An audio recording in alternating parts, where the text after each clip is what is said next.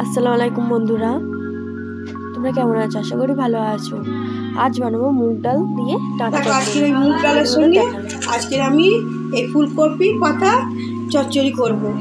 দেখো কিরকম রান্না করি, ওটা তোমরা দেখো, তোমরা করতে পারবে। চলো এবার আমি এই গ্যাসটা জ্বালালাম। এইবারে মুগ ডালটা আমি ভেজে নেবো কড়ায়।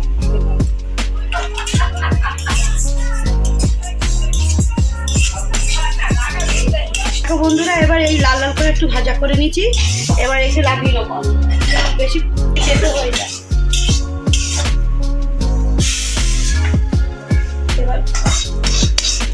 এবার এই কড়াটা বসানো খাবো। এবার এর মধ্যে এবার এই তেলের মধ্যে এটা এই যে ফুলকপির পাতাটা ভেজে নেবো। বন্ধুরা এবার তেলটা গরম হয়ে গেছে, আমি এই ফুলকপির পাতাটা এবার ভেজে নেবো।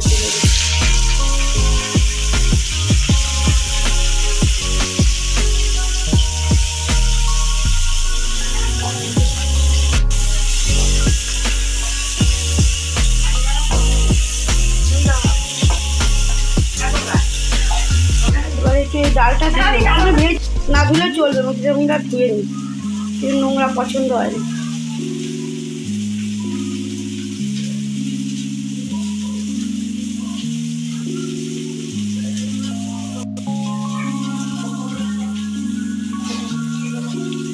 এবার ডালটা আমি ধুয়ে নিই। এবারে এই ফুলকপির পাতাটা ভেজে নিচ্ছি। দেখো এটা পাতা নয়, এটা ডাঁটি, কপির ডাঁটি হয় না, ডাঁটি ফুটে আমি রান্না করছি ডালের সঙ্গে। এর মধ্যে দিয়ে দেবো, এখানে এর সঙ্গে সিদ্ধ করতে হবে তো।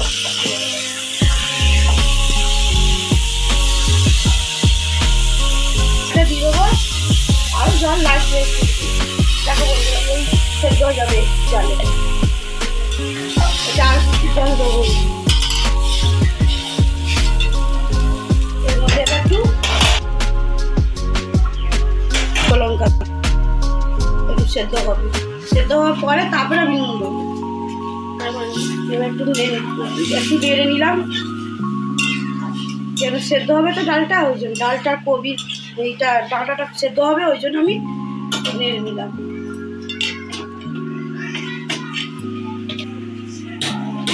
এটা বড় গ্যাসটা অফ করে ছোট গ্যাসে বসাবো, তাহলে এটা ভাপেতে গলবে। এই বাসন দিয়ে বেশিটা চাপা দিয়ে রাখবো আর 3 মিনিট পর। আর ডাঁটাটা আর ডালটা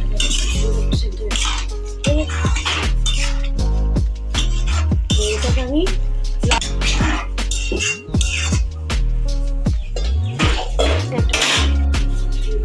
তেল দিচ্ছি।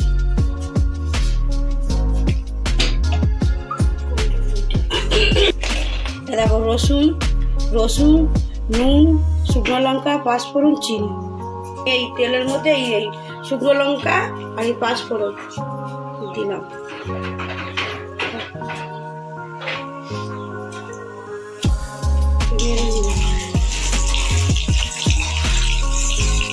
একটু নেড়ে নিলাম, আবার এই রসুন কুচাটা দিয়ে দেবো।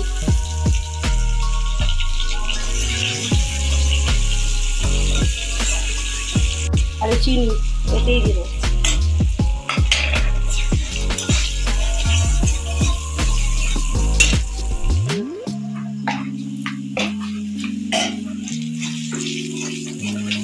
দিয়ে আর এই ডালটা আমি এই ডাল যেটা সেদ্ধ করেছি দিয়ে দেবো।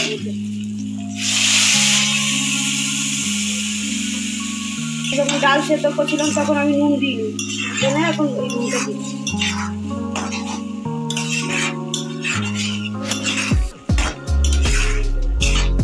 দেখো বন্ধুরা কি সুন্দর হয়েছে ডালটা।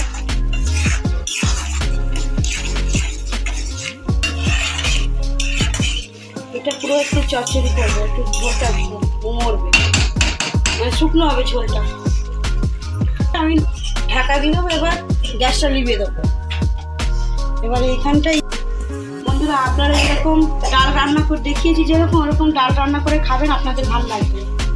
পদ্ধতিটা আমার এই ডাল করেছি, এই ডালটা আপনাদের যদি ভালো লাগে আপনারা আমাকে কমেন্ট, শেয়ার আর ফলো করবেন।